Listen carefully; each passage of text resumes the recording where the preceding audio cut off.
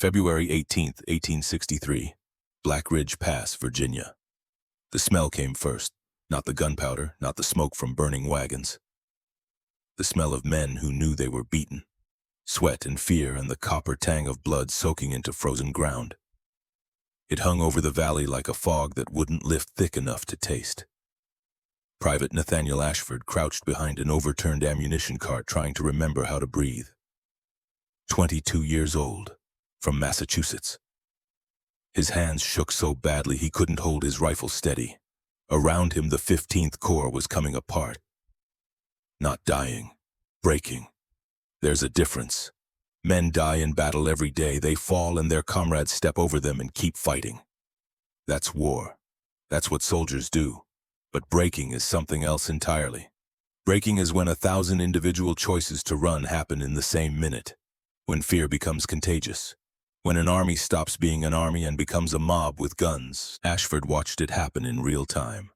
A lieutenant from Ohio threw down his sword and sprinted for the tree line.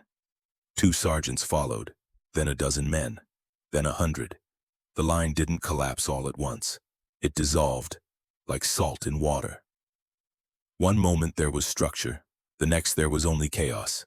He ran too, not a decision, not even cowardice in the traditional sense. Just his legs carrying him away from the sound of Confederate cavalry thundering down the ridge. He dropped his rifle somewhere, didn't notice when, didn't care, just ran, through the mud and the screaming and the wounded men calling for help he couldn't give. Ran until his lungs burned and his legs gave out and he collapsed behind a stone wall 3 miles from where the line had been. Only then did shame catch up with him. He'd left them. The men who couldn't run, the wounded who needed carrying, the officers trying to rally a defense that didn't exist anymore. He'd left them all and saved himself. Ashford pressed his forehead against the cold stone and tried not to throw up. Failed. Vomited into the dead grass, tasted bile and defeat, and the knowledge that he'd proven every terrible thing he'd ever suspected about himself. He was a coward. Not hypothetically, not theoretically, actually, demonstrably, irredeemably. Across the valley, Confederate artillery fired one last salvo. Victory shots. Celebration. The sound rolled across the landscape like thunder that wouldn't stop. 6 days of fighting. 6,200 Union casualties. Entire battalions surrendered without firing a shot, equipment abandoned on the battlefield where men had dropped it while running. Ambulances overrun before they could evacuate the wounded. Field hospitals captured with patients still in their beds. General Lloyd Brennan commanded the 15th Corps from a headquarters 70 miles behind the front line. 70 miles. He gave orders by telegraph, received reports by courier, never saw the battlefield with his own eyes, never smelled the fear or heard the screaming or watched his men break and run. When the collapse began, Brennan was eating dinner, roast chicken, wine, good bread. By the time he understood what was happening, there was nothing left to command. The defeat wasn't tactical, it wasn't even strategic, it was total, complete. The kind of defeat that makes newspapers scream and politicians panic and mothers write letters demanding their sons be sent home before they're wasted in a war nobody knows how to win anymore. The kind of defeat that ends careers. Or starts revolutions. Sometimes both. Margaret Whitmore stood in the center of what used to be a field hospital. Now it was just a field covered in blood and bandages and men who wouldn't make it through the night no matter what she did. 28 years old, Philadelphia, Quaker family. Trained as a nurse before the war started. She'd seen wounded men before. Infection, disease, amputation, the slow deaths that came from bad water and worse food. But she'd never seen this. 300 men brought in over 6 hours, screaming, begging, crying for their mothers, dying faster than she could reach them. Her apron was soaked through, red from collar to hem. Her hands moved automatically. Bandage, tourniquet, morphine for the ones who were beyond saving. Comfort for the ones who knew they were. She didn't cry, didn't have time to cry, didn't have energy to cry. Just worked until her fingers cramped and her back screamed and the sun went down and she couldn't see anymore. A surgeon found her sitting on an empty ammunition crate staring at nothing. "Miss Whitmore." She didn't look up, Didn't acknowledge him, just stared at her hands. Red. Everything was red. "Miss Whitmore, we're evacuating. Confederates will be here by morning." "What about them?" She gestured vaguely at the rows of wounded. Hundreds of men, most of them unable to walk, some of them unable to even sit up. "We can't move them all." The surgeon was quiet for a long moment. She could hear him breathing, short, shallow. The breath of a man who'd made terrible decisions before and hated himself for it. "Then no, we can't." She understood immediately. They would leave them. The ones who couldn't walk, the ones who'd die during transport anyway. The ones whose wounds were too severe or infections too advanced or bleeding too heavy. Leave them for the enemy to capture or abandon as they saw fit. Standard procedure when retreating. The mathematics of defeat. "How many?" Her voice sounded strange, distant, like it belonged to someone else. 60, maybe 70. "I'm sorry, Margaret. There's no other way." She stood up, looked at the rows of wounded, tried to identify which ones she'd be leaving behind. Couldn't. They all looked the same. All suffering, all scared, all boys who'd believed courage and righteousness would be enough. Margaret Whitmore wrote in her diary that night by candlelight. Her handwriting was shaky, exhausted. The ink smeared in places where tears had fallen without her noticing. The entry was short. "We are not an army. We are a mob with guns. These boys don't know how to fight. Their officers don't know how to lead, and I don't know how to save them. God help us. Someone has to teach us what we're doing wrong. Before there's nothing left to save." She closed the diary, blew out the candle, tried to sleep but couldn't. Every time she closed her eyes, she saw the faces, the boys from Ohio and Pennsylvania and Massachusetts, boys who'd marched off to war believing courage and righteousness would be enough. Boys who'd learned the hard way that courage doesn't stop bullets and righteousness doesn't win battles. Someone had to teach them how to fight, before the next battle, before the next defeat, before there was nothing left but shame and bodies and the knowledge that they'd failed. Margaret didn't know who that someone would be, but she prayed they'd come soon. Marcus Wolfe sat in his command tent reading casualty reports by lamplight. 51 years old, General, Confederate States Army. Victor of Black Ridge Pass, his forces had shattered Union positions in 6 days, killed or captured thousands, driven the enemy back in disorder so complete it bordered on rout. By any metric, by any standard of military judgment, it was a triumph. So why couldn't he sleep? The numbers told one story: 6,200 Union casualties, 800 Confederate. That was 7-1. Overwhelming, decisive, the kind of victory that won campaigns, the kind of performance that earned promotions and commendations and mention in dispatches. But Wolfe had fought enough wars to know that numbers told incomplete stories. He picked up a pen, started a letter to his wife Lucy. He wrote these letters every few days. She kept them in a box tied with ribbon. Said she'd read them after the war, after he came home, if he came home. The letters were honest in a way official reports couldn't be. No politics, no posturing, just truth. "My dearest Lucy," he began. His handwriting was precise, controlled, the handwriting of a man who'd spent 30 years in military service, who'd fought in Mexico, who understood tactics and strategy and logistics, who knew how wars were won and lost, who'd seen enough battles to recognize patterns others missed. "We achieved a great victory at Black Ridge. The Yankees broke and ran. Their command structure collapsed. Their soldiers fought like farmers with rifles, not trained men. We captured thousands, equipment, supplies, ammunition. By morning we controlled the entire valley. The men are celebrating. They think the war will be over by summer." He paused, stared at the words. They were true but incomplete. Victory was more complicated than a casualty count, more nuanced than captured ground. "But Lucy," he continued, "I cannot shake the feeling that we've awakened something. The Yankees are soft now, green, poorly led. They make mistakes a cadet would recognize. Their officers position units badly. Their soldiers panic under pressure. Their entire command structure is amateur hour. But Lucy, my love, armies learn. Soldiers adapt. Defeat is the harshest teacher, but it's also the most effective." Wolfe stopped writing, set down the pen, rubbed his temples. Outside his tent, soldiers were celebrating, singing, drinking captured Union whiskey, telling stories about the battle that got more heroic with each retelling. They thought the war was nearly over. One more victory like Black Ridge and the Yankees would sue for peace. Go home. Leave the South alone. They were wrong. Wolf knew it in his bones, in his gut, in 30 years of combat experience that screamed warning. Black Ridge wasn't the end of anything. It was the beginning. The moment the Union Army would look at itself and realize it needed to change. The catalyst that would force them to find better leaders, better tactics, better doctrine. The defeat that would teach them how to win. He picked up the pen again, added one more paragraph before sealing the letter. If they find the right man to lead them, Lucy, we must end this war quickly. Before they learn what they're capable of. Because right now they're disorganized and demoralized. But that won't last. Defeat either breaks armies or forges them.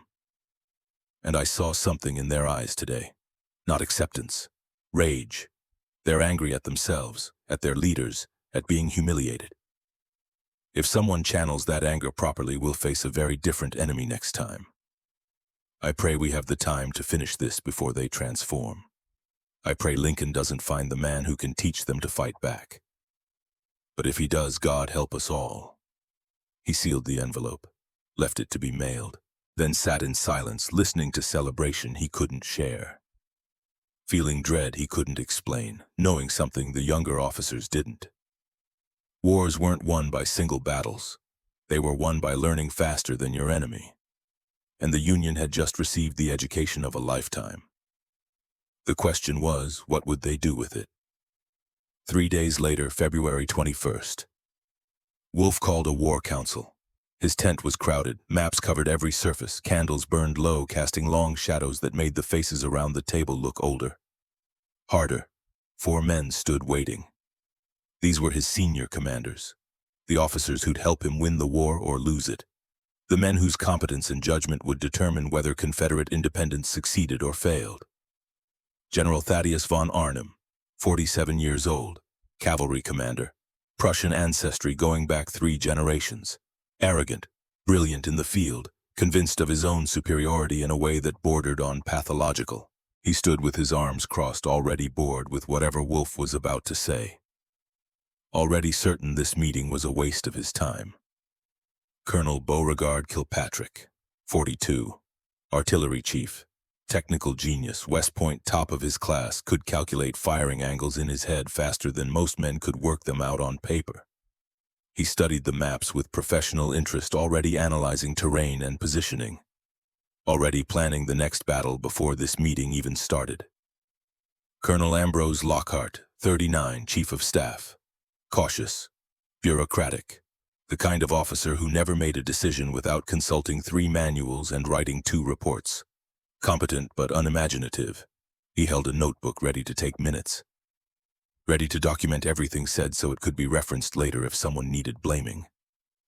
And then there was Wolf, older than all of them, more experienced, the only man in the tent who understood what was coming, the only one who'd fought enough wars to recognize the pattern. "Gentlemen," Wolf began. His voice was steady, controlled, the voice of a man who'd given orders in worse situations than this. "We won at Black Ridge, decisively. The 15th Corps is shattered. General Brennan is in disgrace. Lincoln will relieve him within days. By all accounts, we should press our advantage immediately. Strike while they're weak. Drive them back to Washington if possible." Von Arnim nodded enthusiastically. "Agreed completely. Strike while they're reeling. Push them back before they can reorganize. We have momentum. We should use it. Except," Wolf continued, "Lincoln is going to replace Brennan, probably within the week. And if he chooses the right man, gentlemen, we'll have a very different war on our hands." Silence. The kind of silence that comes when people aren't sure if they should take you seriously or call for a doctor. The officers exchanged glances. Lockhart cleared his throat nervously. "Sir, respectfully, no commander can rebuild a broken corps in 3 weeks, Wolf interrupted. His voice was sharp now, urgent. "We have 3 weeks, maybe less, if Lincoln appoints the right man, and if that man uses those 3 weeks properly, we'll face an enemy we haven't seen before." More silence. Then von Arnim actually laughed. Short, sharp, dismissive. The laugh of a man who thinks he's humoring a paranoid superior. "General Wolf, with all due respect, no man alive can transform an army in 21 days, Not even the legendary officers from the old campaigns. It takes months to train soldiers properly, years to develop effective doctrine, weeks just to restore morale after a defeat like Black Ridge. You're asking us to believe one man can accomplish in 3 weeks what normally takes 6 months. Wolf opened a folder, pulled out a personnel file, dropped it on the table with enough force that the maps jumped. This man can. The officers leaned in, looked at the name on the cover. Kilpatrick read it aloud, his voice careful, measured. Colonel James Rutherford Sterling, brevet rank, 57 years old, Mexican War veteran, distinguished service at Chapultepec and Monterrey, reputation for... He paused, looked up, met Wolf's eyes. Reputation for brutal effectiveness and innovative tactics. The Iron Colonel, Wolf said quietly. That's what his men called him in Mexico. Half of them loved him. The other half wanted him dead, but every single one of them would follow him into hell if he asked, because they absolutely knew that he'd get them out the other side or die trying. Von Arnim picked up the file, scanned it with growing interest. His expression shifted from amusement to something closer to attention, maybe even concern. Sterling was court-martialed 2 years ago, relieved of command for insubordination, sent home in disgrace. He's been teaching at some backwater military academy in Massachusetts. Why would Lincoln even consider him? Because Lincoln is desperate, Wolf replied. Black Ridge was a humiliation that made front-page news. The newspapers are howling for blood, politicians are demanding answers, mothers are writing letters demanding their sons be sent home. Lincoln needs results, fast, decisive, visible. Sterling is the kind of man who gets results, always has, always will, even when those results make people uncomfortable. Lockhart was taking notes furiously, his pen scratching across paper. But sir, even if Sterling is appointed, what can one man do in 3 weeks? The 15th Corps isn't just defeated, it's demoralized, broken, scattered. Half the soldiers deserted after Black Ridge. The other half are traumatized. Command structure is in chaos. You can't rebuild that in a month, let alone 3 weeks. Wolf looked at each of them in turn. Von Arnim, Kilpatrick, Lockhart, young men, competent men, officers who'd proven themselves in battle. But none of them had fought against someone like Sterling before. None of them understood what a single extraordinary leader could accomplish when time was short and stakes were absolute. You're right, Wolf said slowly. You can't rebuild an army in 3 weeks. But Sterling won't try to rebuild it. He'll forge it. There's a difference. Rebuilding means restoring what was. Forging means creating something new, something harder, something better. He tapped the map, pointed to a valley in central Virginia. His finger lingered on the terrain features, the narrow approaches, the open ground, Copper Valley, strategic crossroads. If we take it, we split Union supply lines, cut them off from reinforcement, force them back to defensive positions around Washington. It's perfect terrain for cavalry, difficult for defenders, but the terrain only favors us if the defenders don't know how to defend it properly, which the current 15th Corps doesn't. Von Arnim studied the map with professional interest now. You're proposing we attack Copper Valley. I'm proposing we attack it soon, very soon, before Sterling has time to work, before the 15th Corps learns how to fight back, before they transform from mob into army. And if Sterling isn't appointed, Kilpatrick asked, then we attack and win easily. Might take 3 days instead of 1, but we win. However, Wolf's voice dropped, became quieter, more intense. If Sterling is appointed, gentlemen, we have exactly 17 days from today to end this war, because on day 21 everything changes. The tent was quiet. Outside soldiers moved through camp, horses whinnied. Somewhere a man was singing off-key, normal sounds, peaceful sounds, the sounds of an army that thought it had already won. Kilpatrick spoke first, choosing his words carefully. Sir, with respect, you're putting enormous faith in the capabilities of one man. Sterling is good. By all historical accounts, he's very good, possibly exceptional. But turning broken soldiers into effective fighters in 3 weeks, that's not tactics, that's not training. That's mythology. That's the kind of thing that happens in stories, not real battles. Von Arnim agreed, his voice confident, certain. We've fought Union forces for 2 years now. We know their strengths and weaknesses intimately. They're brave enough when cornered. Give them that. But they lack discipline, coordination, professional leadership. One colonel, no matter how skilled or innovative, can't change institutional culture in less than a month. It's simply not possible. Wolf felt something twist in his chest. Not anger, sadness. These were good officers, smart men, proven commanders, but they'd won too easily for too long. They'd forgotten that war is unpredictable, that the impossible happens more often than anyone admits, that a single person in the right place at the right time with the right combination of skills and determination can change everything. "I hope you're right," Wolf said quietly. "I truly do. I hope I'm being paranoid. I hope Sterling is just a man. I hope 21 days isn't enough time. But gentlemen, I've spent 30 years studying warfare. I've fought in 7 major campaigns. I've seen good officers make catastrophic mistakes and mediocre officers achieve miraculous victories. And I've learned one thing above all others. One thing that's proven true in every war, every battle, every engagement. Never ever underestimate a desperate enemy led by a competent commander." He closed the folder. Sterling's file. The face in the photograph looked back at him. Hard eyes, gray hair, the expression of a man who'd seen the worst humanity had to offer and decided to fight anyway. Decided that surrender wasn't an option, that defeat wasn't acceptable, that the only way forward was through. "We attack Copper Valley on March 27th. 5 weeks from today. That gives us time to prepare properly, coordinate logistics, position artillery, rest the men after Black Ridge. I want every detail perfect, every contingency planned, nothing left to chance." Von Arnim frowned. "Sir, 5 weeks, that's too long. We should attack within 2 weeks maximum. Strike while they're still disorganized." "No." Wolf's voice was sharp, final. 5 weeks gives us proper preparation time. And more importantly, it gives us margin. If Sterling is appointed, we'll know within a week. If he starts transforming the 15th Corps, we'll see it in intelligence reports. If necessary, we can accelerate the timeline, attack on week 4 instead of week 5. But we maintain operational flexibility. Lockhart made notes. "Understood, sir. I'll coordinate with logistics, begin pre-positioning supplies." "Prepare your units," Wolf continued. "But gentlemen, one more thing. I want daily intelligence reports on Union 15th Corps activities. Any changes in training, any new officers, any shift in tactics or positioning, I want to know immediately. Understood?" They nodded, saluted, filed out of the tent one by one. Von Arnim first already dismissing Wolf's concerns as excessive caution, Kilpatrick next mentally calculating artillery positions. Lockhart last still writing notes, still trying to quantify the unquantifiable. Wolf sat alone in his tent. The candles burned lower. The maps showed familiar territory. But something had shifted. Some invisible line had been crossed. He felt it in his gut, the same instinct that had kept him alive through Mexico, through a dozen skirmishes, through 2 years of civil war. They were at a turning point, the kind that only becomes obvious in hindsight, the kind that historians would debate for decades.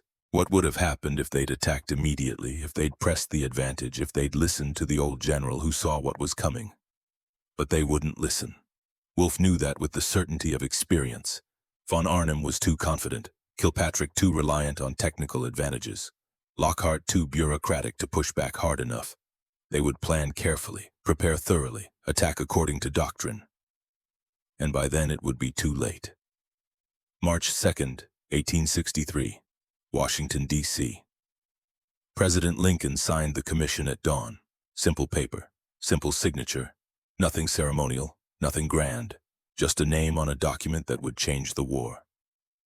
Colonel James Rutherford Sterling was promoted to general, effective immediately, assigned to command of the 15th Corps, based in Virginia, expected to report within 24 hours. No press announcement, no public ceremony, just orders cut and delivered by military courier. The kind of appointment you make when you're desperate but don't want to admit it publicly. The news reached Wolf's headquarters by telegraph that afternoon. An aide brought him the message. Young man, nervous, hands shaking slightly as he handed over the paper. Wolf read it once, twice, set it down carefully on his desk like it might explode, like handling it roughly might make it more real. Then he stood up slowly, walked outside. The sun was setting. The sky was blood red. Appropriate, he thought distantly. Very appropriate. He'd been right. God help them all, he'd been right. Wolf called an emergency war council. Immediate, urgent, drop everything. Von Arnim arrived looking annoyed at the interruption. Kilpatrick curious. Lockhart worried in that bureaucratic way that meant he'd be writing reports about this for weeks. They gathered around the table again. Same maps, same tent, everything the same except the future. Everything the same except the certainty that they'd just crossed a line they couldn't uncross. Sterling has been appointed, Wolf said without preamble. No introduction, no context, just fact. He takes command tomorrow morning, March 3rd. Von Arnhem's expression flickered. Just for a second, surprise, maybe concern. Then confidence reasserted itself.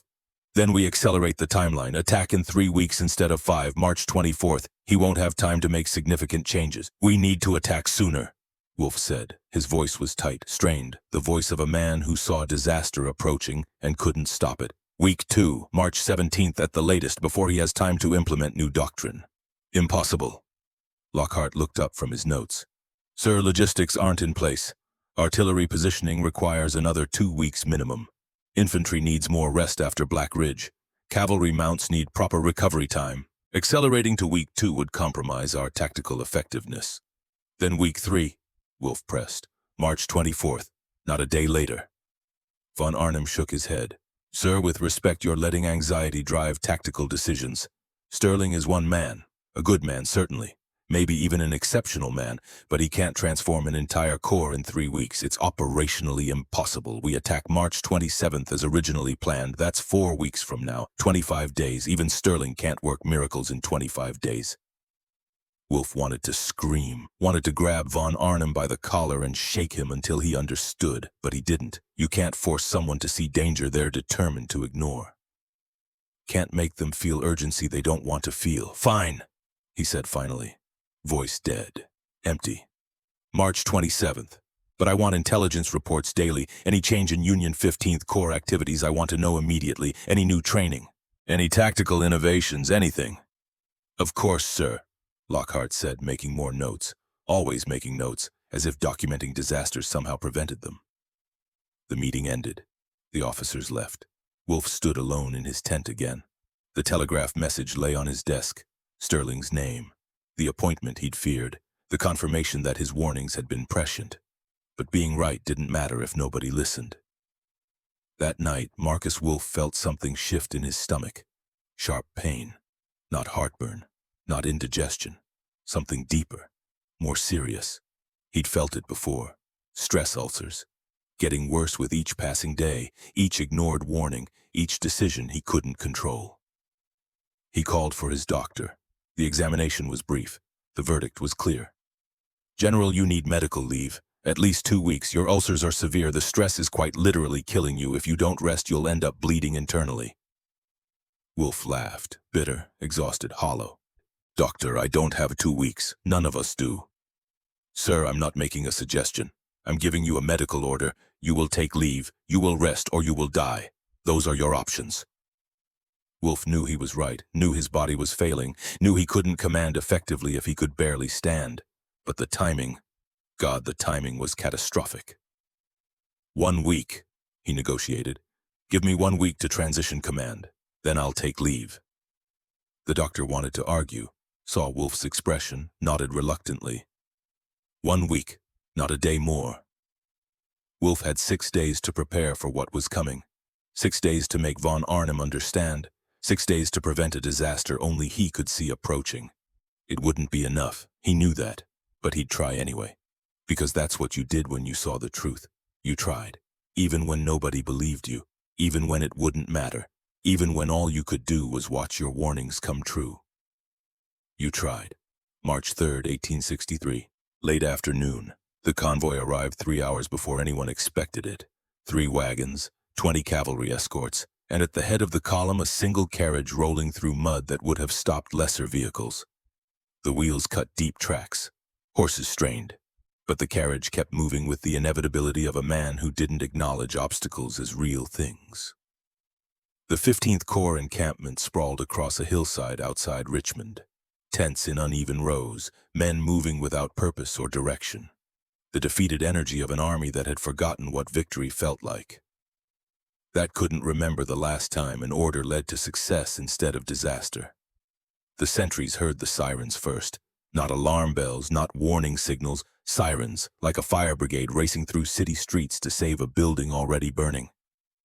Loud, insistent, impossible to ignore. The kind of sound that demanded attention whether you wanted to give it or not. Men stumbled out of tents, confused, disoriented. Officers looked up from maps they'd been staring at without seeing. The entire camp turned to watch as the convoy rolled through the main gate like it owned the place, like it had every right to disrupt the comfortable misery these men had settled into. The carriage stopped in front of the command tent. The door opened. A man stepped down. 57 years old, tall, straight spine despite his age, gray hair cut military short, eyes that didn't blink when they looked at you, eyes that saw through excuses and pretense and the comfortable lies men told themselves. Full dress uniform, every button polished to mirror shine, every crease sharp enough to draw blood, and at his hips 2 ivory-handled pistols that caught the afternoon light and threw it back like accusations. General James Rutherford Sterling had arrived. He didn't speak, didn't introduce himself, didn't acknowledge the crowd gathering to watch. Just walked to the command tent. His boots hit the ground with precise rhythm, not marching, not hurrying, just moving with the absolute certainty of a man who knew exactly where he was going and what he would do when he got there. Behind him, an aide carried a wooden sign, simple, hand-painted, black letters on white background, no decoration, no flourish, just words. The aide hammered it into the ground outside the command tent. The sound echoed through camp. 3 strikes, 4, 5, then silence. The kind of silence that comes when everyone is holding their breath, waiting to see what happens next. Men crowded closer to read it. Attack or resign, that was all. 4 words, no explanation, no qualification, no room for interpretation or negotiation. Attack or resign. Choose. Now. Sterling entered the command tent. The flap dropped behind him. For 10 minutes, nothing happened. The camp held its breath, waiting, wondering. Some men hoping this was the change they needed, some dreading what change would mean, all of them understanding that something fundamental had just shifted. Then officers started emerging, one by one, faces pale, some angry, some terrified, all carrying the same expression. The expression of men who just had their world turned upside down and shaken until all the comfortable assumptions fell out. By nightfall, 12 officers had been relieved of duty, not reassigned to different positions, not transferred to other units. Fired, sent home, their careers over. Some had served for years, some had family connections. Political protection, powerful friends in Washington. None of it mattered. Sterling didn't call meetings, didn't explain his reasoning, didn't justify his decisions to anyone. Just read the after-action reports from Black Ridge, drew lines through names, called officers in individually, looked them in the eye, asked one question. Can you attack? If they hesitated even slightly. If they qualified their answer. If they explained why attacking was complicated. If they gave him anything except an immediate unqualified yes, he dismissed them on the spot. No second chances, no appeals, just out. The 15th Corps had 1,500 officers when Sterling arrived. By the end of his first 48 hours, it had 1,488. The rest were gone, disappeared like morning fog under harsh sunlight. And the remaining officers got the message loud and clear. The old rules didn't apply anymore. Hesitation meant dismissal. Caution meant failure. The only acceptable answer to any question was attack. March 5th, morning. Nathaniel Ashford heard about the purge from his tent mate, a corporal from New York who'd survived Black Ridge by hiding in a drainage ditch for 6 hours. The corporal whispered the news like it was contagious. Sterling fired Colonel Brennan's entire staff, every single one, even the ones who weren't at Black Ridge. Just gone. Ashford didn't sleep that night, just lay on his bedroll staring at canvas overhead, wondering, calculating. When would Sterling find out what happened at Black Ridge? When would someone mention the private from Massachusetts who dropped his rifle and ran like a frightened child? When would the execution order come? Because that's what men like Sterling did. Everyone knew it. The Iron Colonel, the man who'd court-martialed his own cousin for cowardice in Mexico, who'd ordered firing squads, who believed in discipline above everything, above mercy, above second chances, above the idea that men could fail and still deserve to live. Ashford had run. That was cowardice under fire, under military law, under the Articles of War. That was a capital offense, punishable by death. He considered deserting, just leaving camp in the night before Sterling discovered his secret. But where would he go? Home to Massachusetts, spend the rest of his life hiding from shame? At least if Sterling shot him, it would be over quickly. At least execution had a kind of finality that was better than lifelong cowardice. On the morning of March 5th, day 3 of Sterling's command, an aide found Ashford cleaning equipment outside his tent. "Private Ashford, General Sterling wants to see you." His heart stopped, actually stopped for what felt like 5 full seconds. This was it. The end. The reckoning he'd been dreading since Black Ridge. He followed the aide across camp. Men watched him walk past, some with pity, some with relief that it wasn't them. The command tent loomed ahead. The sign still stood outside it. Attack or resign. 4 words that had become the only law that mattered. Inside, Sterling sat behind a field desk, reading reports. He didn't look up when Ashford entered, just kept reading. The silence stretched. 1 minute, 2. Ashford stood at attention, tried not to shake, failed completely. Finally, Sterling spoke without looking up. "You ran at Black Ridge." Not a question, a statement. Ashford's throat closed. He forced himself to answer. "Yes, sir." "Why?" The question caught him completely off guard. He'd expected accusation, condemnation, not curiosity, not interest in his reasoning. I don't know, sir. The cavalry came and everyone was running and I couldn't." "You ran because no one taught you how to fight." Sterling finally looked up. Those gray eyes. Winter cold but not angry, analytical, assessing. "Your officers positioned you wrong, gave you no support, no clear orders, no preparation for what Confederate cavalry looks like when it charges. When the enemy attacked, you had 2 choices. Die pointlessly or run. You chose to live. That's not cowardice. That's survival instinct, which is exactly what I need." Ashford couldn't process what he was hearing. This didn't match anything he'd expected. Sterling stood, walked around the desk, stopped 2 feet away. "The officers who led you at Black Ridge were idiots, criminal idiots. They treated soldiers like game pieces. When they lost, they blamed you for their failures, but you can't blame a rifle for missing when the man holding it doesn't know how to aim." He paused, studied Ashford's face like he was reading a map. "I'm going to teach you how to fight, not how to stand in line and die prettily. How to actually fight, how to attack, how to make the enemy run instead of running yourself. Can you do that?" Ashford found his voice. It came out stronger than he expected. "Yes, sir." "Good. You're promoted to scout leader. Report to Lieutenant Hayes for assignment. Dismissed." Ashford saluted, turned to leave, made it to the tent flap before Sterling spoke again. "Private, one more thing. Sir, don't run again. Next time you'll know better." Not a threat, a promise. Sterling believed he could transform Ashford from coward to soldier.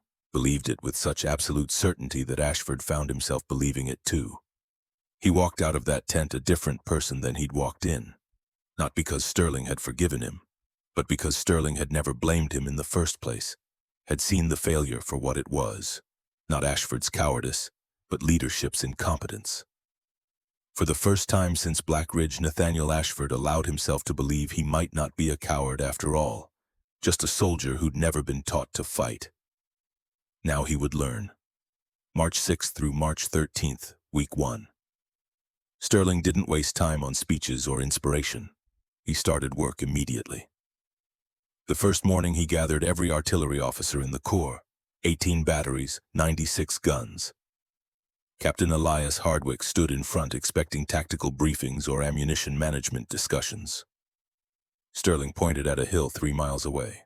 "I want every gun in this corps to fire at that hill simultaneously. Same target, same second, no ranging shots, no adjustments, one synchronized strike that drops all 96 shells on target within 1 second of each other."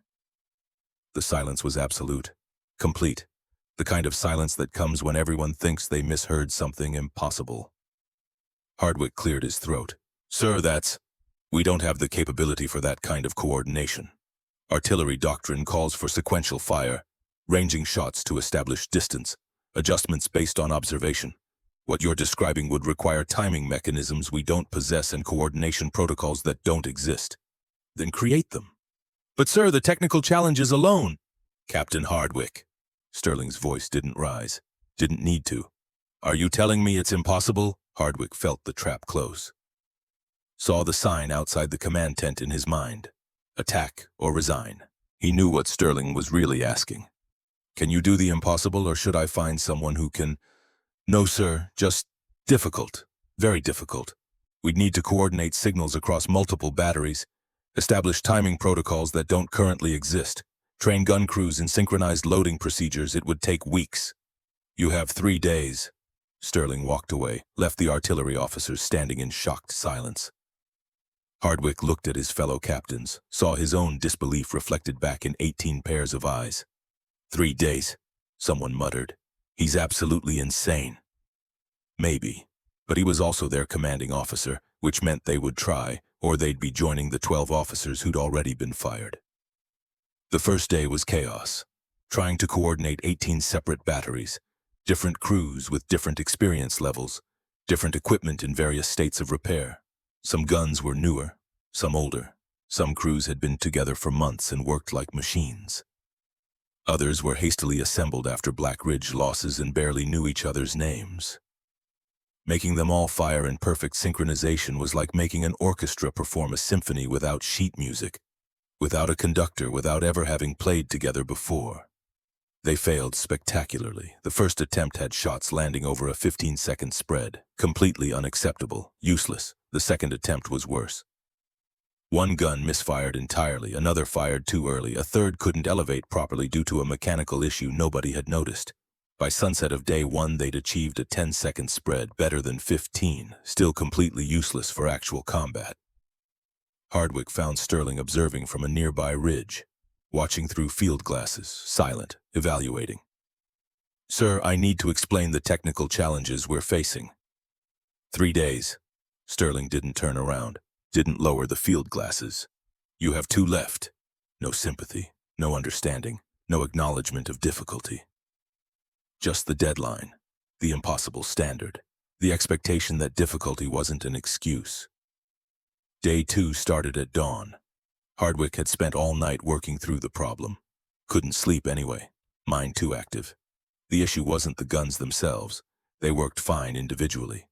The issue was communication, coordination, making 18 separate units act as one. So he designed a signal system, flags for ready status visible across distances. A single whistle blast for final countdown, 5 seconds of silence where every crew made final adjustments. Then fire. Simple in concept, brutal in execution. The third attempt got them down to a 5-second spread, real progress. The fourth to 3 seconds, getting closer. By sunset of day 2, they'd achieved a 2-second spread, 18 batteries, 96 guns, all firing within 2 seconds of each other. Not perfect, but close enough that an enemy wouldn't have time to react between the first shell and the last. Close enough that the entire strike would hit as one overwhelming blow instead of a series of separate attacks. Hardwick was exhausted. His crews were exhausted, fingers raw from loading, ears ringing from concussions, muscles screaming from repetitive motion. But they'd done what Sterling asked, achieved the impossible in 2 days. He found Sterling again at the observation post, reported the results, waited for acknowledgement, praise, something. Sterling just nodded, once, then turned and walked away. Hardwick stood there confused and vaguely insulted. He'd achieved the impossible in 2 days and gotten one nod. No congratulations, no recognition. Not even a well done. But that night, lying in his tent, Hardwick realized something.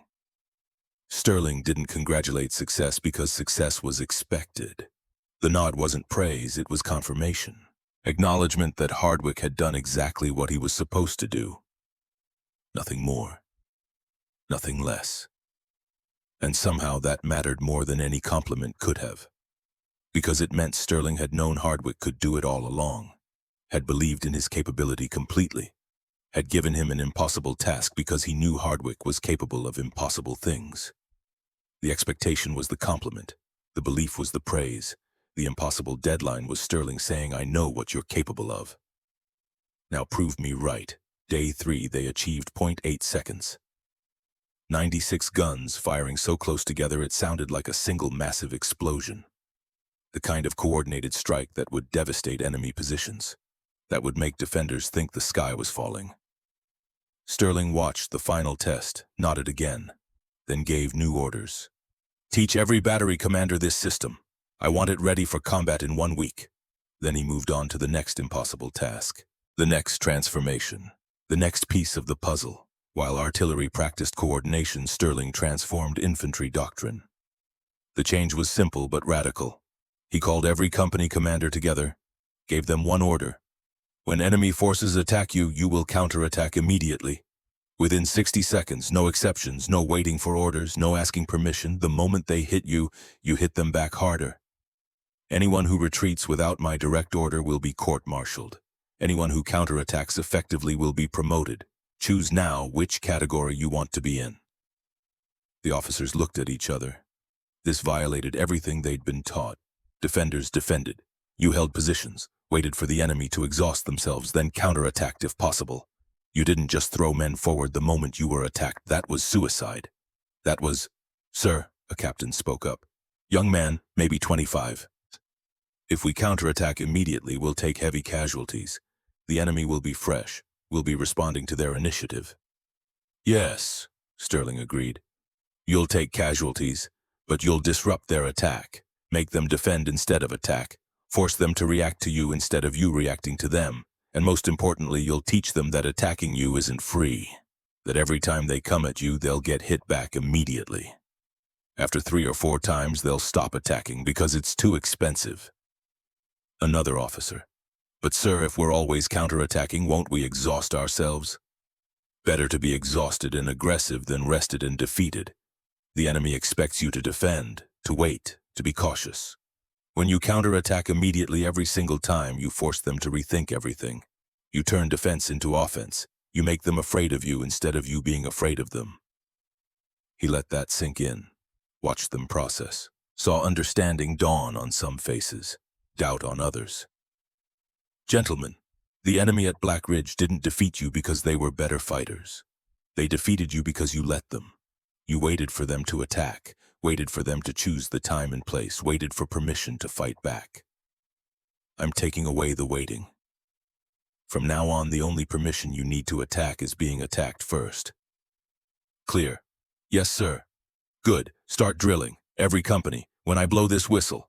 He held up a whistle. Your enemy has just attacked. You have 60 seconds to counterattack. If you're not moving forward within 60 seconds, your commanding officer is fired. Begin.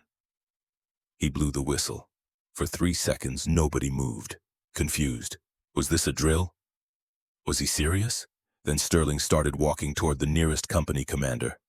The officer saw him coming, understood immediately, started shouting orders. His company lurched into motion, running forward, not organized, not coordinated, but attacking.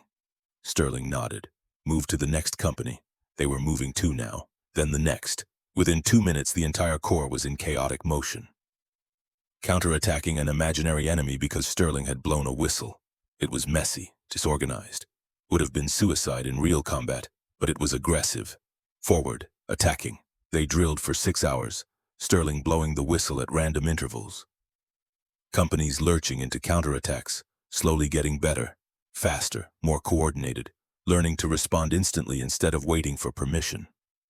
By sunset, the best companies were counterattacking within 30 seconds. Still not perfect, but better, faster, more aggressive than they'd been that morning. Margaret Whitmore watched from her field hospital. She'd been treating minor injuries all day, twisted ankles, pulled muscles, heat exhaustion, the kinds of wounds that came from intense training rather than combat. She noticed something, though. The men coming to her now were different from the men who'd come after Black Ridge. Those men had been broken, traumatized, defeated. These men were exhausted but not broken, hurt but not defeated. They complained about the training, about Sterling pushing too hard, about the impossible standards, but they weren't broken anymore. She treated a sergeant with torn calluses on both hands. Rope burns from climbing exercises Sterling had them doing. "Why does he push so hard?" she asked while bandaging. The sergeant looked at her like she'd asked why water was wet, like the answer was so obvious it barely needed stating. "Because he believes we can win." That simple, that profound. Sterling didn't inspire with speeches, didn't motivate with patriotism. He just believed, absolutely, completely, that they could win. And that belief was contagious. Margaret wrote in her diary that night. Her handwriting was steadier now, less shaken than it had been after Black Ridge. General Sterling isn't making them braver. He's making them angry. Angry at what happened at Black Ridge. Angry at being called cowards. Angry at themselves for believing it. He's taking that anger and forging it into something useful, something dangerous. I'm watching 3,000 men find their souls, and God help anyone who gets in their way when they do. March 14th through March 20th, Week 2. While Sterling transformed infantry and artillery, Confederate scouts watched. Reports flooded into von Arnim's headquarters daily. Thick manila folders filled with observations, intelligence, analysis, all saying variations of the same thing. Union forces drilling constantly, artillery practice at unusual hours, infantry running counterattack exercises, night movements, day movements, no rest, no pause. Just endless, relentless preparation. Colonel Kilpatrick brought the intelligence summaries to von Arnim every morning. Stacks of paper, pages of details. Von Arnim barely glanced at them. He was busy planning the Copper Valley attack, artillery positions, infantry routes, cavalry screening positions, supply lines, proper military planning that followed doctrine and protocol. "Sir, the reports are consistent," Kilpatrick said on March 16th. "Sterling has the entire corps in continuous training. Multiple independent sources report synchronized artillery fire, aggressive patrol patterns. It's highly unusual." Von Arnim marked another artillery position on his map, drew lines showing fields of fire. "Unusual how? The level of coordination, the intensity. Our scouts have never seen Union forces train this hard or this effectively. Training is good. Better they waste energy on drills than preparing defensive positions." Von Arnim marked another position, calculated angles.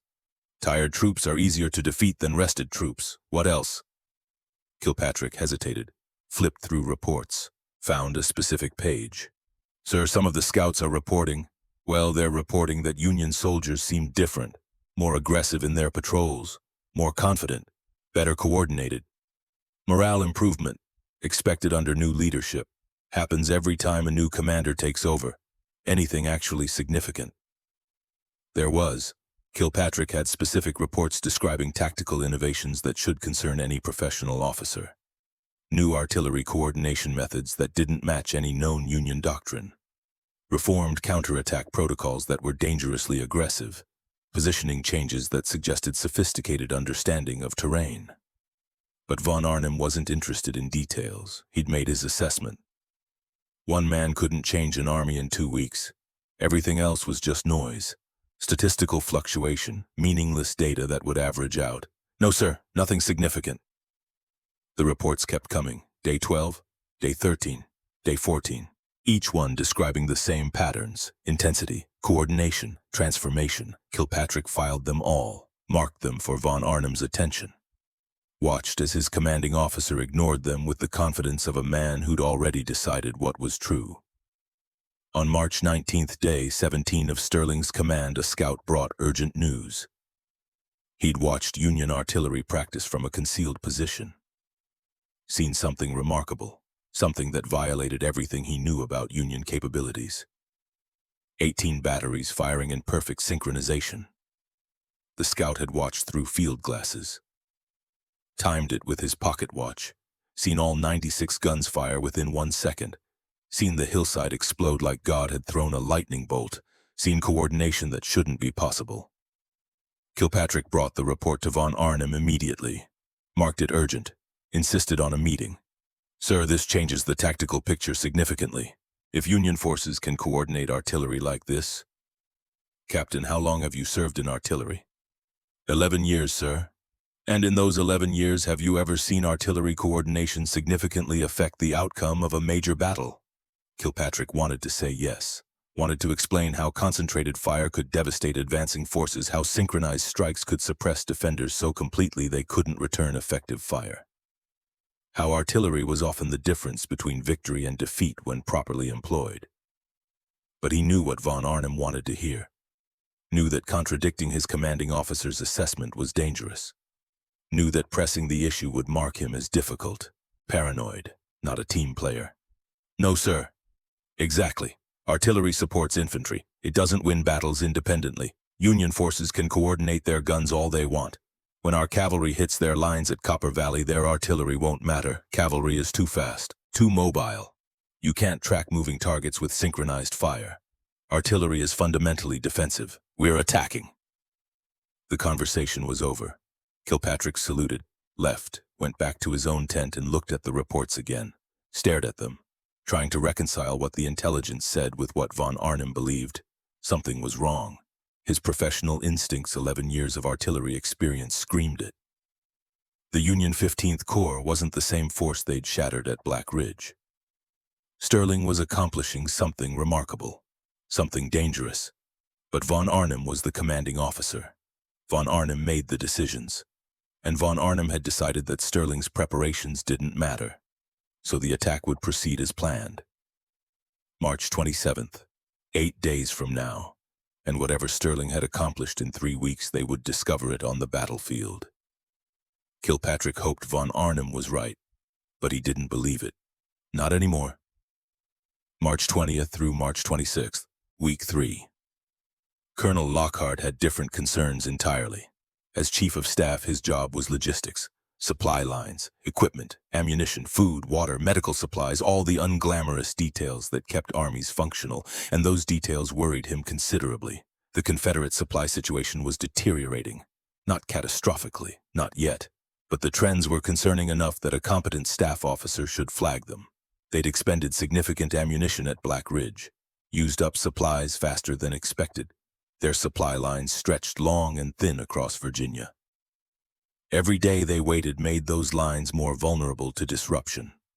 He brought his concerns to von Arnim on March 22nd. 5 days before the attack. Professional report. Documented statistics. Clear recommendations. "Sir, I recommend we consider accelerating the Copper Valley timeline. Our supply situation is stable now but declining predictably.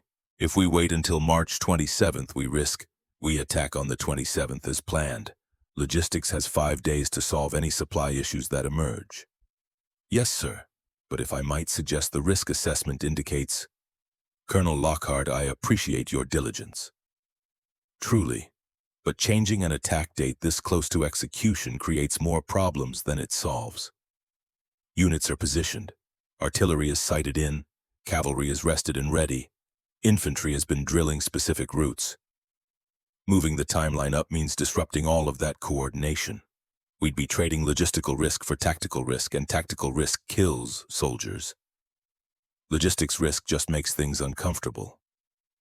It was a reasonable argument, a sensible argument, the kind of argument that sounded smart in staff meetings and got people killed in actual combat, because it assumed logistics was separate from tactics. That supply issues wouldn't affect combat performance. That hungry, tired soldiers would fight just as well as fed, rested ones. Lockhart knew better, had seen it before, had watched armies fail because staff officers were too polite to push back hard enough on bad decisions. But he was a staff officer. Staff officers gave advice. Commanders made decisions. That was the chain of command. That was military order. That was how hierarchies functioned.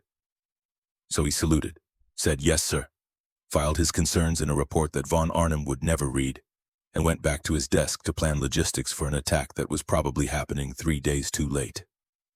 He thought about Wolfe, the old general in medical leave, the man who'd been warning them about Sterling since day one. Wondered if Wolfe felt like this, like screaming into a void, like being right but powerless to do anything about it. Probably, almost certainly. Lockhart had read Wolfe's dispatches, seen the growing desperation in them, the shift from professional concern to barely contained panic, the realization that nobody was listening. Now Lockhart understood how that felt. 70 miles away, Marcus Wolfe lay in a hospital bed reading dispatches. His condition had stabilized somewhat. The ulcers weren't healed but weren't actively bleeding anymore. The doctor said he could return to duty in 5 days. Maybe 4 if he rested properly and didn't stress himself. Wolfe couldn't rest, couldn't stop reading reports, couldn't stop calculating timelines and outcomes and probabilities. Von Arnim sent him daily summaries, polite, professional, carefully edited to show confidence and control, the kind of reports subordinates send when they're hiding concerns from superiors. The kind of reports that told you nothing useful. But Wolf also received intelligence reports directly. Raw information, unfiltered, straight from scouts who didn't know they were supposed to present optimistic assessments. And those reports painted a very different picture than von Arnhem's summaries. Sterling was working miracles. The 15th Corps wasn't just training, it was transforming. Artillery coordination that normally took 6 months was achieved in 2 weeks. Infantry tactics that required institutional change were being implemented in real time. The entire Corps was being rebuilt from the inside out at a pace that shouldn't be possible. Wolf wrote to von Arnhem, urgent dispatches growing more desperate with each one. March 18th. Thaddeus intelligence reports show coordinated artillery. This is not normal Union capability. This represents fundamental doctrinal change. Recommend accelerating attack timeline to March 24th at latest. March 21st. Thaddeus, I'm urging you in the strongest possible terms. Sterling has transformed the 15th Corps. They are not the force we defeated at Black Ridge. Attack immediately or consider aborting the operation entirely. March 24th. Thaddeus, I am begging you, as your former commanding officer, as your friend, do not attack on the 27th. You are not ready for what Sterling has created. The intelligence is clear. The 15th Corps is dangerous now. Please listen, please. Von Arnhem's responses were polite, respectful, dismissive. March 19th. General Wolf, I appreciate your concern. Situation remains under control. Intelligence noted. Attack proceeds as scheduled. Respectfully, General von Arnhem. March 22nd. Sir, your counsel is valued. However, tactical assessment unchanged. Sterling's improvements noted but insufficient to alter fundamental balance of forces. Attack proceeds March 27th. Respectfully, TVA. March 25th. General Wolf, request you focus on recovery. Situation is well in hand. Attack proceeds tomorrow as planned. All units ready. Confidence is high. Respectfully, General Thaddeus von Arnhem. Wolf read that last message and threw the dispatch across the room. Immediately regretted it as his stomach cramped viciously. The doctor rushed in, forced him to lie down, administered morphine, told him stress was killing him faster than the ulcers. Wolf laughed, bitter, exhausted, dying. Stress isn't killing me, doctor. Being right is. Being right and powerless to do anything about it. That's what's killing me. That night, March 26th, the night before the battle, Wolf couldn't sleep. Lay in bed staring at the ceiling, thinking about tomorrow, about what would happen when von Arnhem's confident, well-prepared, professionally planned attack ran into what Sterling had created. It would be a disaster. Wolf knew that with absolute certainty. Knew it the way you know the sun will rise or winter will be cold. Some things were just true, just inevitable, just written into the fabric of reality. Tomorrow von Arnhem would learn what Wolf had been trying to tell him for 3 weeks, that Sterling was different, that 21 days was enough, that ignoring warnings had consequences. Tomorrow soldiers would die because their officers were too proud to listen, too confident to adapt, too certain of their own rightness to consider they might be wrong. Tomorrow Wolf's warnings would be vindicated, and he would take no satisfaction from it, none whatsoever, because vindication bought with blood was the most expensive kind. He closed his eyes, prayed for the first time in years, not for victory, not for survival, just for the lesson to be less expensive than it could be, for von Arnhem to learn quickly, for the casualties to be minimized, for tomorrow to be less catastrophic than Wolf feared it would be. The prayer felt hollow, empty, but he said it anyway. Because what else could he do? Nothing. Nothing at all. Just wait for tomorrow. And count the cost of being right when nobody would listen. March 27th, 1863, 6:00 a.m., Copper Valley, Virginia. Dawn came slowly through morning fog, gray light bleeding across the valley floor. The kind of fog that muffled sound and made distances impossible to judge. Made everything seem closer and further away at the same time. Good weather for an ambush, bad weather for an attack. General Thaddeus von Arnhem didn't care about the weather. His cavalry was ready. 800 horsemen on fresh mounts, sharp sabers, loaded carbines, men who'd won decisively at Black Ridge and expected to win again today. Behind them, 2,000 infantry, experienced, disciplined, Confederate soldiers who'd never lost to Union forces in open battle. Von Arnhem sat on his horse at the head of the column, watching the valley through the fog. Somewhere out there, the 15th Corps waited, The same corps that had broken and run 5 weeks ago. The same soldiers who'd left their wounded behind and fled in disorder. Sterling had trained them for 24 days. Von Arnim had trained his entire life. The outcome seemed obvious. He raised his hand. The signal. His cavalry commander nodded, turned to his men, drew his saber. The blade caught what little light penetrated the fog and threw it back. The charge began at 6:02 a.m., 800 horses moving as one. Not at full gallop yet. Not yet, just advancing, steady, controlled, professional. The way cavalry was supposed to move. The thunder of hooves built slowly, a rumble that grew into a roar that made the ground shake.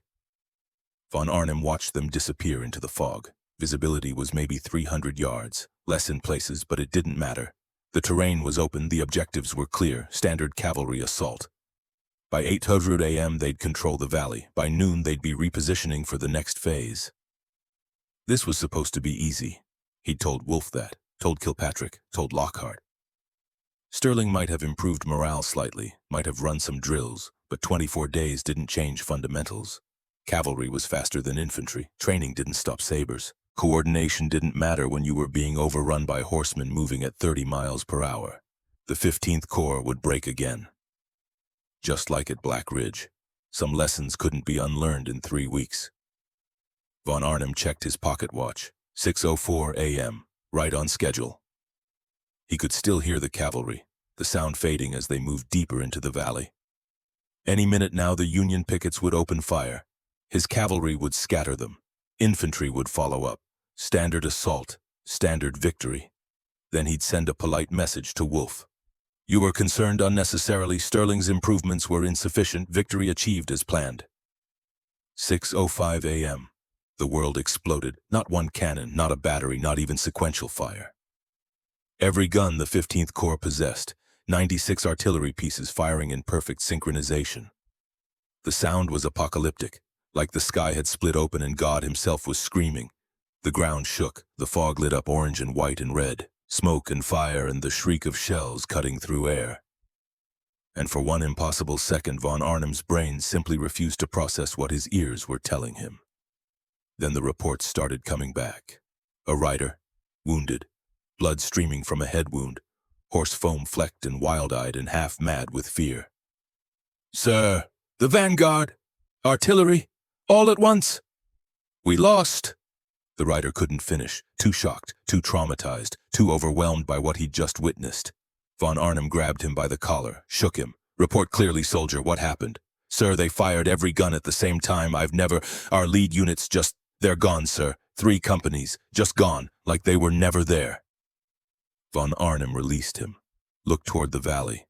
The fog was clearing slowly now, smoke mixing with morning mist. He could see shapes.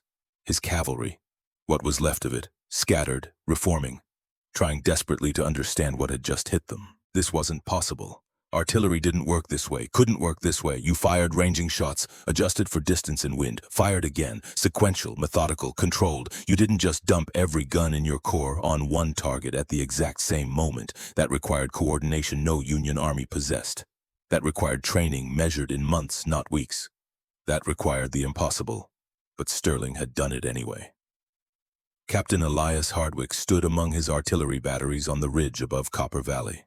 Smoke still hung in the air from that first devastating salvo.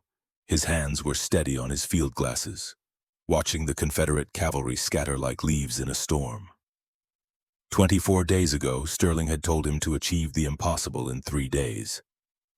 Hardwick had done it in 2. Since then, he'd drilled his crews until they could fire synchronized salvos in their sleep. Until the timing was so ingrained they didn't need to think about it anymore. Just muscle memory and professional pride. Now he was watching that training pay off in Confederate blood. Battery commanders, he called out, voice calm, professional. Prepare second salvo, target Confederate staging area, grid reference Delta 4, time on target in 60 seconds on my mark. 18 battery commanders acknowledged. Crews moved with practiced efficiency, loading, elevating, making minute adjustments, not hurrying, not panicking, just working like the professionals Sterling had forged them into.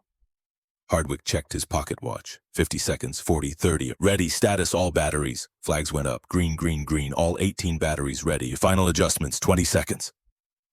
Crews made last-minute changes compensating for wind that had shifted slightly, for temperature affecting powder charge, for all the tiny variables that separated good artillery from great artillery. 10 seconds, prepare to fire on my mark. Hardwick lowered his pocket watch, raised his whistle. This was the moment Sterling had promised. The moment training became vindication. The moment they proved that 24 days was enough to transform everything. Mark! The whistle blast cut through smoke and chaos. 96 guns spoke as one voice. The shells arced through clearing fog, fell on Confederate positions with the accuracy of divine judgment. Hardwick watched through his field glasses, saw the staging area explode, saw soldiers scatter, saw the kind of devastation that came from overwhelming firepower applied with surgical precision. Sterling rode past on his horse, stopped, looked at Hardwick. Those gray eyes, winter cold but not disapproving. One nod, that was all. Same as in training, same as always. Just acknowledgement that Hardwick had done exactly what he was supposed to do. But this time Hardwick understood completely. The nod meant, you've proven me right, now do it again, and again, until they stop coming. Third salvo, Hardwick called out. Prepare to fire! His crews were already moving. 6:15 a.m. Confederate Cavalry Commander Colonel Hayes rode back to Von Arnim. His uniform was torn. His horse was bleeding from shrapnel wounds. His expression was that of a man who'd just watched his entire understanding of warfare proven wrong. Sir, we've lost 340 men, maybe more. Scouts can't get accurate counts. The artillery, I've never seen anything like it.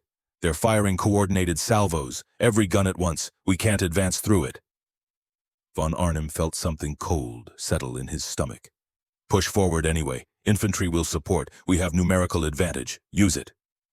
Sir, with respect, we're not fighting the army from Black Ridge anymore. These aren't the same soldiers. They're not panicking. They're not breaking. They're fighting back with coordination we didn't think they possessed. Push forward, Colonel. That's an order. Hayes saluted, rode back toward his scattered cavalry. Von Arnim watched him go, then turned to his infantry commanders. Advance! Support the cavalry! We commit our full strength now. The orders went down the line. 2,000 infantry began moving forward, into the fog and smoke, toward an enemy that had just demonstrated capabilities nobody thought they possessed. This wasn't supposed to happen. Sterling had 24 days, not 6 months. Not a year. 24 days. That wasn't enough time to transform a broken army into whatever this was. But the evidence was undeniable. The casualties were real. The coordination was impossible but happening anyway. Von Arnim thought about Wolfe's warnings, the dispatches he'd dismissed, the urgent pleas he'd ignored, the old general screaming that Sterling was different, that 24 days would be enough. God, he'd been right. 9:00 a.m. Union defensive positions. Nathaniel Ashford lay behind a fallen log with his scout team, watching Confederate infantry advance through his field glasses. He'd been in this position for 3 hours, calling in artillery coordinates, watching his reports turn into fire and death for the enemy. The irony wasn't lost on him. 5 weeks ago, he'd run from Confederate forces, dropped his rifle and sprinted like a coward. Now he was responsible for killing more Confederate soldiers than he could count. Not directly, but his coordinates, his observations, his reports to Hardwick's artillery. The transformation felt surreal. He watched the Confederates mass near a tree line, counted units, estimated strength, battalion level, maybe 800 men, preparing for an assault on Union lines. Signal Hardwick, he told his flagman. Enemy concentration. Grid reference Baker 7, infantry, battalion strength, request immediate fire. The flags moved, semaphore signals visible through smoke. Hardwick would receive the coordinates, calculate firing solutions, and 96 guns would speak again. Ashford had done this 16 times already this morning. Each time Confederate positions disappeared. Not all of them, not even most of them, but enough. Enough to slow their advance, enough to make them cautious, enough to prove that Union artillery was no longer just defensive. The shells arrived 30 seconds later. Time on target, perfect coordination. The tree line erupted in fire and smoke. Confederate soldiers scattered. Their assault broke before it even began. Ashford watched through his field glasses. felt something strange in his chest. Not satisfaction exactly, not joy. Something harder, something that felt like redemption. At Black Ridge, he'd been terrified, overwhelmed, certain he was going to die. So he ran. Today he was still terrified, still overwhelmed, still might die. But he wasn't running, because Sterling had taught him something in 24 days that no one had taught him in a lifetime. Courage wasn't the absence of fear. It was fighting anyway. It was doing your job even when your hands shook and your breath came short and everything in you screamed to run. The Confederate infantry tried again, advanced toward Union lines. Ashford watched them come. Professional, disciplined, experienced soldiers who'd won many battles before today. They reached Union positions at 9:30 a.m. Close combat began. Bayonets, rifle butts, the kind of fighting that separated soldiers from civilians, that showed who'd learned to fight and who was still pretending. Ashford watched Union troops hold their ground, saw them fight back with the same aggression Sterling had drilled into them for 24 days. Saw them execute counterattacks within 60 seconds of being hit, exactly like training, exactly like Sterling demanded. Then he saw something that made his heart stop. Confederate forces were pulling back, not routing, not panicking, just withdrawing, falling back to regroup. The universal admission that an attack had failed. At Black Ridge, the Confederates had pushed through Union lines like they weren't even there. Today they were retreating. Ashford lowered his field glasses, looked at his team. They'd seen it too, the impossible thing. The thing nobody believed could happen 5 weeks ago. They'd held, not just survived, not just delayed defeat, actually held, actually fought the Confederates to a standstill. Sterling had been right. 24 days was enough to transform cowards into soldiers, enough to turn a broken army into something dangerous, enough to prove that leadership mattered more than experience and doctrine mattered more than tradition. "Keep observing," Ashford told his team, voice steady despite the adrenaline coursing through him. "They'll try again. And when they do, we'll be ready." They would try again, but it wouldn't matter.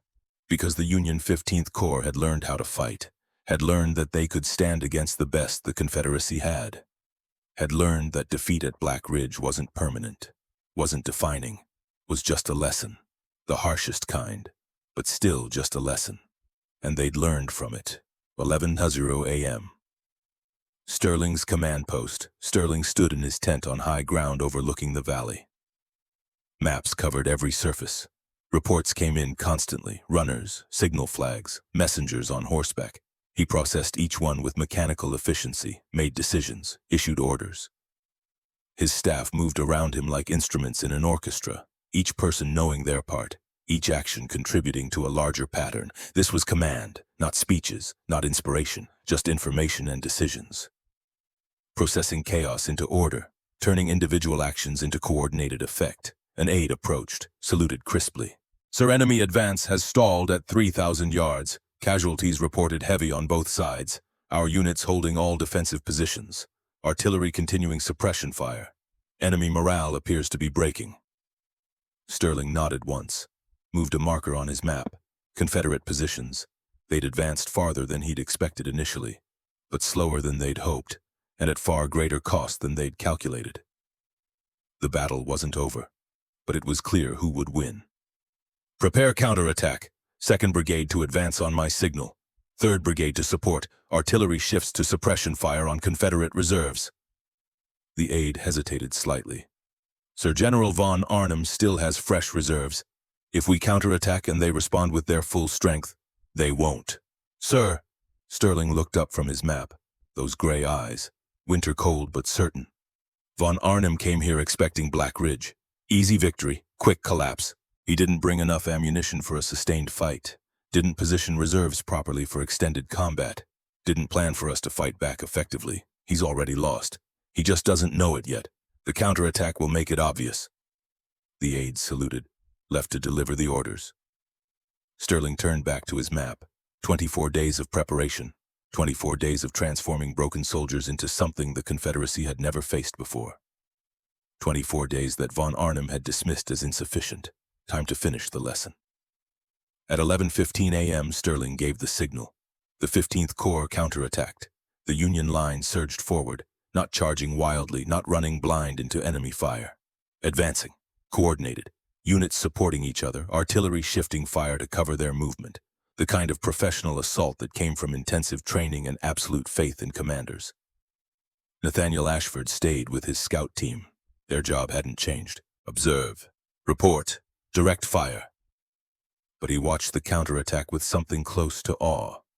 These were the same men who'd run at Black Ridge, the same soldiers everyone had written off as broken, the same corps that Confederate forces expected to collapse again. They weren't collapsing. They were advancing like veterans, like professionals, like soldiers who knew exactly what they were doing and how to do it. The Confederate line tried to hold, returned fire, officers shouting orders, trying to organize defense.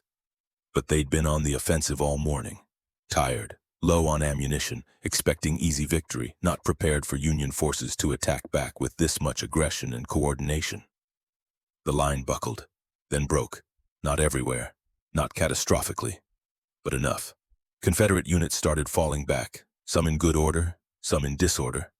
The kind of retreat that starts tactical and becomes panic if not controlled carefully. By noon, Confederate forces were in full retreat, 3 miles back from where they'd started. Casualties estimated at 890 men, equipment abandoned, wounded left behind, supply wagons captured, the same kind of collapse the Union had suffered at Black Ridge. Except this time, it was the Confederates running. Margaret Whitmore watched from the field hospital positioned behind Union lines. She'd been treating wounded all morning, but not like Black Ridge, not panicked soldiers with traumatic wounds sustained while running away. These were controlled casualties, men wounded while fighting, carried by comrades who then returned to combat, men who gave clear reports of enemy positions before accepting morphine, men who wanted to know if they'd won. She bandaged a soldier with shrapnel wounds, 20 years old, from Pennsylvania. He gripped her hand with surprising strength. "Did we hold, ma'am?" "You held. They're retreating now." He smiled, actually smiled despite the pain, despite the blood, despite everything. "Good. That's good." He closed his eyes, not from pain, from relief, from the knowledge that this time they hadn't broken, this time they'd proven they could fight. Margaret moved to the next patient, then the next, working steadily through dozens of wounded. Her hands moved automatically. Bandage, tourniquet, morphine for the worst cases. But her mind was processing what she'd witnessed. Sterling had done it, actually done it. Transformed a broken army in 24 days, turned cowards into fighters, turned defeat into victory, turned shame into pride. During a brief lull, she pulled out her diary, wrote quickly before the next wave of wounded arrived. "Today I saw the men I treated 5 weeks ago become the soldiers Sterling promised they'd be. They didn't just fight, they won. They beat the same Confederate forces that humiliated them at Black Ridge, and they did it with coordination and aggression that seemed impossible just weeks ago. General Sterling didn't make them braver. He made them believe they could win. And belief, it turns out, is more powerful than courage, because courage fades when you're losing, but belief sustains you until you figure out how to win." She closed the diary, returned to her patients. 20 more wounded had arrived while she was writing. The cost of victory, the price of transformation, blood and pain and sacrifice. But this time it meant something. This time they'd won. 1:00 p.m., Confederate headquarters. Von Arnim sat at his field desk reading casualty reports. Each number was an accusation, each statistic a failure. 890 dead or wounded, 43% of his attacking force. That was catastrophic. The kind of losses that took months to recover from. Losses that destroyed units as functional fighting forces, and they'd gained nothing. No ground, no strategic advantage, no objectives achieved. Nothing but bodies and shame and the knowledge that they'd been wrong. Wolfe had been right about everything. The thought sat in von Arnim's mind like poison. The old general, sick, bedridden, paranoid about Sterling, warning them that 24 days would be enough, that Sterling was different, that they needed to attack immediately or not at all. Von Arnim had dismissed those warnings, called them anxiety, assured Wolfe the situation was under control, ignored every report, every piece of intelligence, every sign that Sterling was accomplishing the impossible. and now his soldiers were dead because of it. Colonel Kilpatrick entered the tent. His uniform was dusty, smoke-stained, blood on his sleeve from helping wounded. He'd been forward with the artillery, seen the battle firsthand, watched their attack crumble against Union defenses that shouldn't have existed. "Sir, I'm recommending immediate withdrawal to defensive positions. The men need rest. We need to resupply completely, and frankly, sir, we need to fundamentally reassess Union capabilities." Von Arnim wanted to argue, wanted to order another attack tomorrow, prove that today was a fluke, that Confederate forces were still superior, that Sterling's success was temporary. But he wasn't a fool, just arrogant.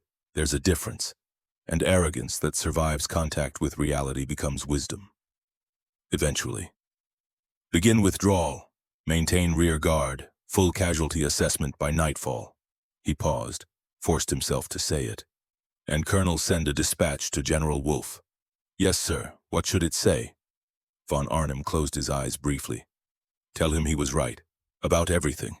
Tell him I should have listened. Tell him—" His voice cracked slightly, professional composure fracturing under the weight of failure. "Tell him I'm sorry for the men who died today because I was too proud to believe him." Kilpatrick's expression softened. "Yes, sir. I'll send it immediately." Colonel Lockhart entered after Kilpatrick left, carrying more casualty reports, supply assessments, logistics analyses, all the paperwork that documented disaster. He set them on Von Arnim's desk without speaking. The numbers told the story better than words could. Von Arnim looked up. "Say it. Sir, say what you're thinking. That I should have listened. That Wolfe was right. That we had the intelligence and ignored it. Say it." Lockhart was quiet for a long moment. "Then, sir, we all ignored it. Every report about Union artillery coordination, every scout description of their training intensity, every warning General Wolfe sent. We saw what we wanted to see, not what was there. That's not just your failure, that's all of us. But I was the commanding officer. The decision was mine, the responsibility is mine." "Yes, sir, but the pride was collective. Kilpatrick didn't believe Sterling could coordinate artillery that effectively. I didn't believe logistics would matter. You didn't believe one man could transform an army. We were all wrong together." Von Arnim nodded slowly. "Write that in your official report. Let history know we didn't fail because we lacked information. We failed because we lacked humility, because we couldn't imagine being wrong, because we assumed our experience made us infallible." "Yes, sir." Lockhart left. Von Arnim sat alone in his tent. Outside soldiers were breaking camp, preparing to retreat, moving away from Copper Valley and the defeat that would define their careers. He thought about Wolfe's dispatches, the ones he'd dismissed, the warnings he'd ignored, the old general begging them to understand what was coming. Von Arnim pulled out paper, started writing, not an official report, a personal letter to Wolfe, the man who'd been right when everyone else was wrong. "Marcus, you warned us. From the first day, you told us Sterling needed 24 days. You told us to attack immediately or not at all. You told us we weren't ready for what he would create. And we didn't listen. I didn't listen. 890 men are dead because I thought I knew better than you. Because I couldn't imagine one man transforming an army so completely. I was wrong. You were right. And I will carry that knowledge for the rest of my life. I'm sorry. For not listening, for the men who died today, for proving your worst fears correct. Yours in regret, Thaddeus." He sealed the letter, set it aside to be delivered personally, then put his head in his hands and wept for the first time since childhood. March 28th, Confederate Field Hospital, 70 miles from Copper Valley. Marcus Wolfe sat in bed reading Von Arnim's dispatch.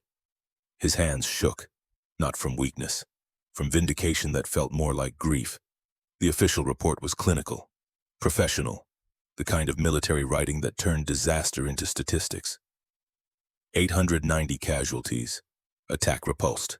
Union forces demonstrated unexpected capabilities. Request permission to assume defensive posture. Then the personal letter. Von Arnim's handwriting, shaky, emotional, honest. Wolfe read it twice, then set it down carefully. Closed his eyes, felt tears he hadn't expected. He'd been right. For 3 weeks he'd been screaming into the void, warning everyone who'd listen and many who wouldn't. Begging them to understand, to act, to take Sterling seriously before it was too late, and they'd ignored him. Now soldiers were dead, Confederate soldiers, his soldiers, boys from Virginia and North Carolina and Tennessee, dead because von Arnim was too proud to listen, because Kilpatrick was too confident in technical advantages, because Lockhart was too cautious to push back hard enough. Dead because being right doesn't matter if nobody believes you. A doctor entered, saw Wolfe's expression, the tears, the grief. "General, you need to rest. The stress will undo all the progress." "The stress doesn't matter anymore, doctor." Wolfe's voice was quiet, empty, hollow. "It's over. Sterling won. We lost. And every casualty from yesterday is on my conscience because I saw it coming and couldn't make them understand." "Sir, you did everything you could." "Did I?" Wolfe opened his eyes, stared at the ceiling. "I warned them, wrote dispatches, sent intelligence, but I couldn't make them feel what I felt, couldn't make them see what I saw, couldn't convey the certainty that Sterling was different. How do you make someone believe in danger they've never experienced? How do you convince proud men they're making a fatal mistake when they've always been right before?" The doctor had no answer, just gave Wolfe more morphine, helped him lie back, dimmed the lights. Wolfe stared at the ceiling in the darkness, thinking about 24 days, 3.5 weeks, 576 hours, all the time von Arnim had wasted, all the time Sterling had used. The difference between victory and defeat measured in nothing more complex than humility. He thought about the future, the war that would continue, the battles still to come. The Confederacy that now faced a Union army that knew how to fight. They'd lost more than a battle at Copper Valley. They'd lost the war, not officially, not yet, but the trajectory had shifted. The momentum had changed. The Union had learned the lesson Sterling taught, and they would apply it everywhere, to every corps, every division, every army. The Confederacy was doomed. Wolfe saw that now with perfect clarity. Not because they lacked courage or skill or determination, but because they'd let the Union learn, let them transform, let Sterling have 24 days to create something new, and that lesson once learned couldn't be unlearned. Tomorrow Wolfe would return to duty, resume command, coordinate the new defensive strategy. But tonight he mourned, not for the battle, for the lesson that had cost so many lives to teach. When someone with experience warns you, listen. Pride isn't confidence. Arrogance isn't strength. And sometimes the hardest thing in the world is admitting you were wrong before the bullets fly. Some lessons can only be learned in blood. This was one of them. And the blood price was 890 Confederate soldiers who died teaching it. April 1865, Appomattox Courthouse, Virginia. The war was over. Confederate States Army surrendered. 4 years of fighting ended. 600,000 dead. A nation torn apart and struggling to heal. The questions historians would debate for generations. When did Confederate defeat become inevitable? What was the turning point? Some said Gettysburg, some said Vicksburg, some said Sherman's March. But military historians knew the truth. The war ended at Copper Valley. March 27, 1863, the day the Union Army stopped being broken and started being dangerous. The day 24 days of training defeated years of Confederate tactical superiority. After the surrender, Union forces conducted interviews with senior Confederate officers. Not trials, not interrogations, just conversations, trying to understand their perspective, learn from their experience, build institutional knowledge about what worked and what failed. Captain Miles Thornton conducted most interviews. He questioned dozens of officers, compiled hundreds of pages of testimony, all asking the same fundamental question: what did you learn? One interview stood out. General Thaddeus von Arnim, 50 years old now, worn down by 3 years of losing battles, sitting in a Union office in Richmond, answering questions about tactical decisions, battle analysis, lessons learned. Thornton asked about Copper Valley. Von Arnim was quiet for a long time, staring at his hands. Finally, "We had 24 days, from the moment Sterling took command until we attacked. 24 days to end the war. General Wolfe begged us to attack immediately. We thought he was paranoid, overcautious, wrong. And now I know he was the only one who understood. Sterling needed 3.5 weeks. We gave him exactly 3.5 weeks. If we'd attacked on day 15, we'd have won. Day 27, we lost. The difference between victory and defeat was 9 days, that's all. 9 days we wasted on pride and certainty and the assumption that impossible things stayed impossible. Thornton made notes. What's the lesson? Von Arnim looked at him directly. When someone with experience warns you, listen. Don't dismiss them because it seems unlikely. Don't assume you know better because you're younger or more confident. Don't let pride make you stupid, because pride doesn't kill you. It kills the men under your command, and you have to live with that. Anything else? Yes. Never ever underestimate what a single exceptional leader can accomplish in a short time. We assumed Sterling needed 6 months. He needed 24 days. We assumed transformation required institutional change. He proved it required belief. We assumed the impossible stayed impossible. We were wrong about everything. The interview was filed, classified, not released publicly for decades, but the lesson remained. Clear, undeniable, written in Confederate blood. Leadership mattered more than experience. Doctrine mattered more than tradition. Belief mattered more than equipment. And humility mattered more than confidence. The Union won because they learned those lessons. The Confederacy lost because they didn't. Everything else was just details. 1878, Richmond, Virginia. Marcus Wolfe died in his sleep. 86 years old, surrounded by family. Peaceful end to a life that had seen enormous violence. His wife Lucy found letters in his papers. Letters he'd never sent. Private thoughts, fears, warnings that nobody had heard until too late. She read them all, wept, then compiled them into a small book. Private publication, just for family, just to remember. One letter was dated March 26, 1863, the night before Copper Valley, written to Von Arnim but never sent. Wolfe's final attempt to make him understand. Thaddeus, tomorrow you will learn what it means to ignore good advice. You will lose, not because your tactics are bad, not because your soldiers are inferior, but because you gave Sterling exactly what he needed. Time, 3.5 weeks, 24 days to work miracles, and he used every single one of them. I hope you survive to learn from this. I hope the lesson isn't too expensive. But I fear it will be, because the hardest lessons always are. Remember this. Pride isn't confidence. Arrogance isn't strength. And when someone who knows better warns you, listen. Before the bullets fly, before the bodies pile up, before it's too late. Your friend Marcus. Lucy kept that letter, framed it, hung it in the parlor where grandchildren would see it and ask questions. And she told them the story. About the old general who saw the future, who warned everyone, who was right when nobody believed him, who carried the weight of vindication for 15 years until it finally killed him. Not the ulcers, not the stress, the knowledge, the certainty, the burden of being right when nobody would listen.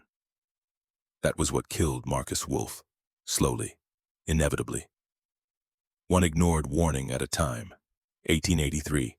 West Point Military Academy, New York. General James Rutherford Sterling stood in front of a classroom. 78 years old now. Gray hair gone white. Still straight spine despite age. Still those winter eyes, teaching the next generation of officers. A cadet raised his hand. Sir, the histories say you transformed the 15th Corps in 24 days. How is that possible? What did you do that previous commanders hadn't? Sterling was quiet for a moment. Then, I didn't transform them. They transformed themselves. I just gave them permission. Permission, sir. To be angry, to want revenge, to remember what defeat felt like and decide never to feel it again. To stop making excuses and start making victories. The army that ran at Black Ridge wasn't weak. It was poorly led. Give people proper leadership and clear expectations and absolute belief in their capabilities and they'll accomplish impossible things. He paused. Let that sink in.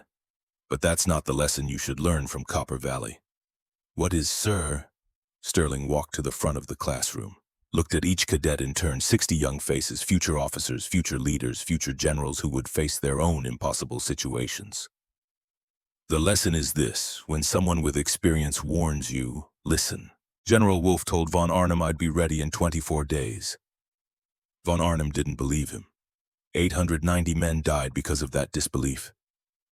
Don't be Von Arnim. Be Wolfe. See danger coming. Warn people clearly. And if someone warns you, especially someone with real experience, take them seriously.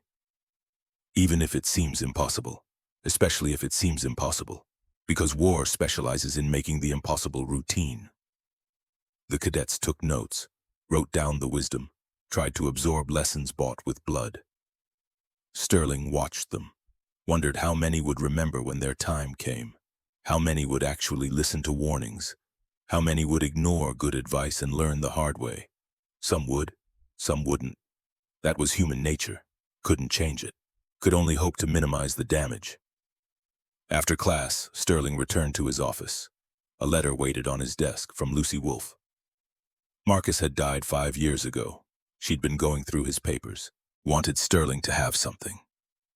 Sterling opened the envelope, found Marcus's letters, the ones he'd never sent, the warnings nobody heard, the desperate attempts to make people understand what was coming. He read them all, one after another, Wolfe's handwriting, Wolfe's voice.